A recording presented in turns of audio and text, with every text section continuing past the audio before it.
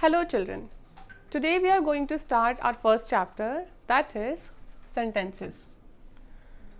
So what do we know about sentences so far? We know that a sentence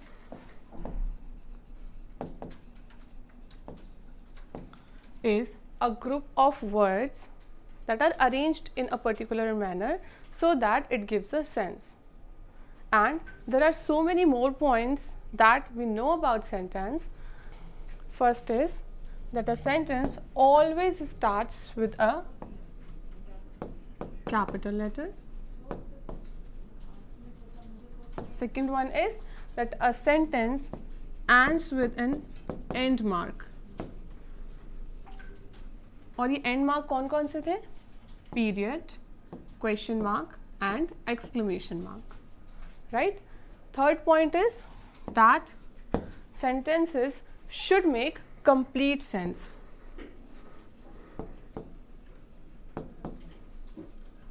Complete sense. And how can they make complete sense? When they are arranged in a particular order.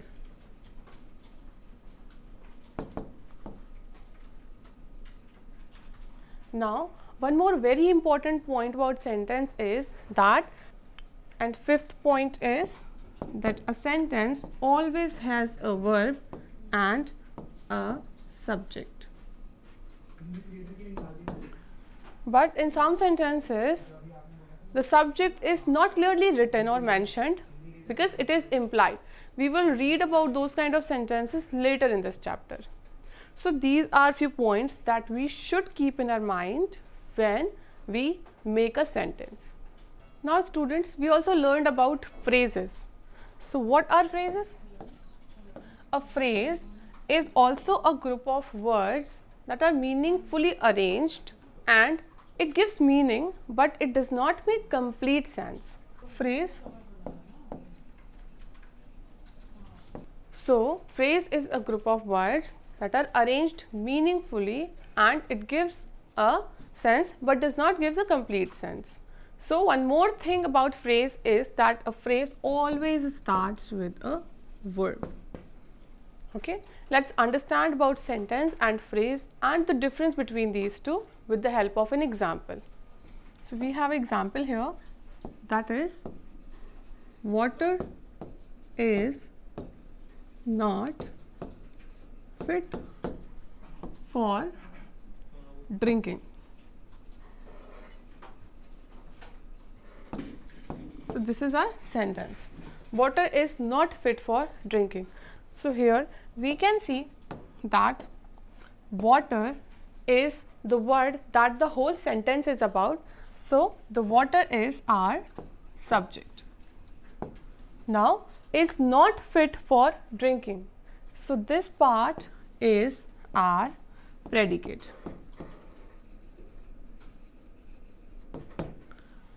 Because it is telling about the subject. Now let's see a few more examples here. Suppose we have this sentence, babies cry. So there are only two words in this sentence. Babies is the subject and cry is the predicate because it is telling what baby is doing. Second sentence, the lights are on. So here we can say the lights is the subject, are on predicate. The Indian team, this is our subject, won the match is predicate. My father's best friend, subject, gave him a present, predicate. So in all these sentences, predicate is starting with verb and the subject in all these sentences is a word or a group of words that we are talking about. Predicates also can be a single word or it can be more than one word. So students, subject generally comes before predicate in all the sentences, but there is an exception when we emphasize a particular word that can be noun or pronoun, then we can change the order of the sentence. Means we can put the subject after predicate also. Here we can see the example, at one corner of the room sat the princess. So here we are emphasizing princess. So we have changed the order of the sentence. So declarative sentences are the sentence that only tells some information. We call them assertive sentence also, and these sentences are simply statements that tell about something or someone. We have example here, a dog is man's best friend. So this is a declarative sentence, and declarative sentences always end with full stop. The sandwich is very tasty. So in this example also, this is a simple statement. It is not showing any emotion or feeling. It is not asking any question. It is simply giving an information or stating something. So that's why these are declarative sentences, or we call them assertive sentence also. Next we have is interrogative sentence. Interrogative sentences are used to ask any question.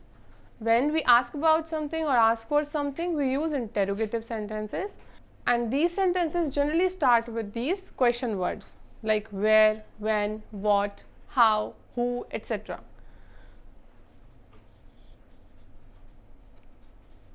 For example, who are you? Where is my book? How are you? Etc. All these are questions. So we end them with question mark. Assertive sentences are of two types. First one is affirmative or positive sentence, and second one is negative sentence. We make negative sentence using negative words in affirmative sentences. For example, he has gone to school, that is affirmative or positive sentence. He has not gone to school is now negative sentence. We used not in this sentence to make it negative. Now let's see the imperative sentences.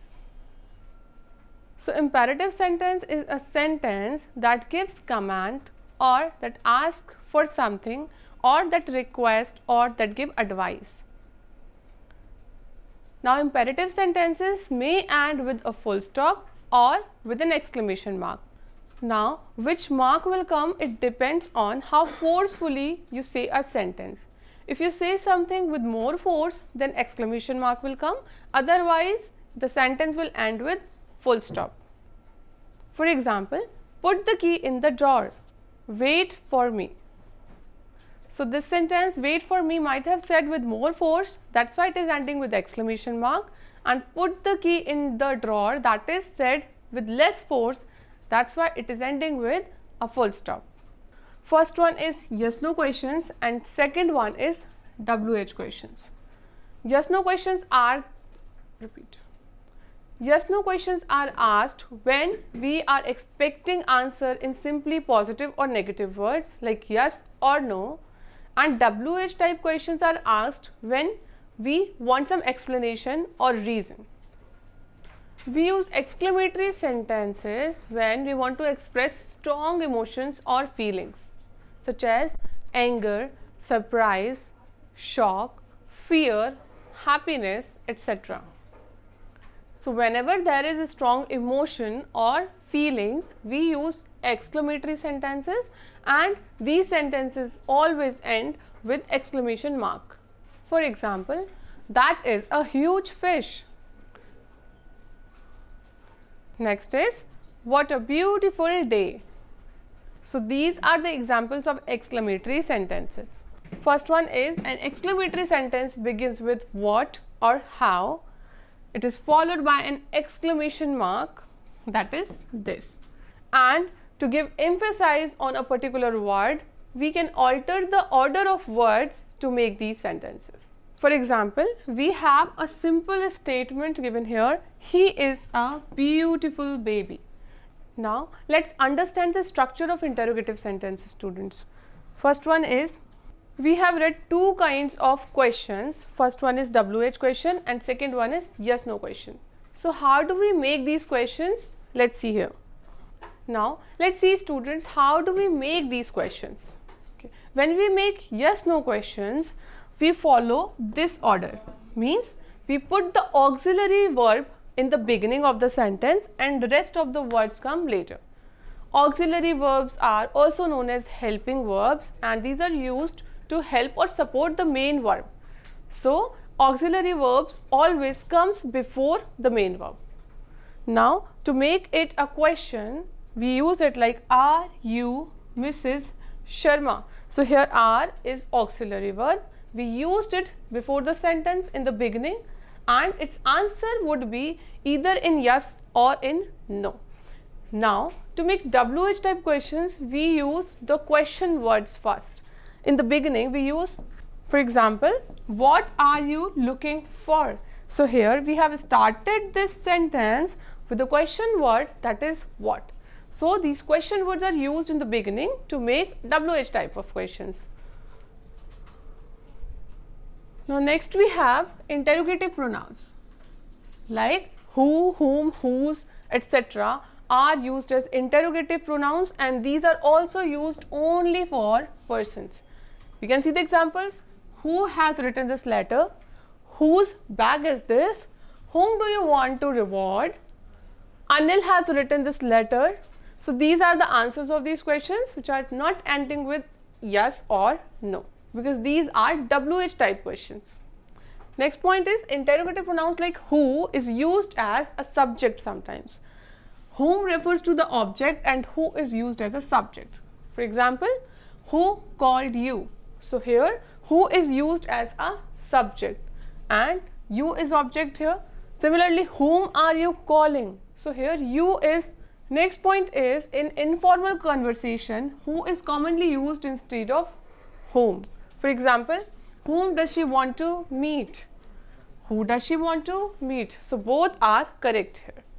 Next point is very important, that is what and which are also interrogative pronouns, and they can be used for both persons and things, like what is he, what is she, or we can say what is this. So we have used this to refer both person. Now what is used for persons to inquire about their trade or profession, and what is also used to refer to things also. What is in this bag? What are you eating? These are the examples. Next point we have is which is asked when we ask about things or about one particular thing in a group. For example, which is your bottle, and which of these paintings you have made, and which of these paintings have you made. So these both are correct options. So these both are correct questions. Next is which is also used to ask question about person when we have to select a person from a group. Which of you gave the application? For example, which of you gave the application? Now interrogative adjectives are also used to ask questions. What snacks, which girl, and whose book? So students, interrogative pronouns के अलावा we can use interrogative adjectives also to ask questions, and interrogative adverbs also can be used to ask questions.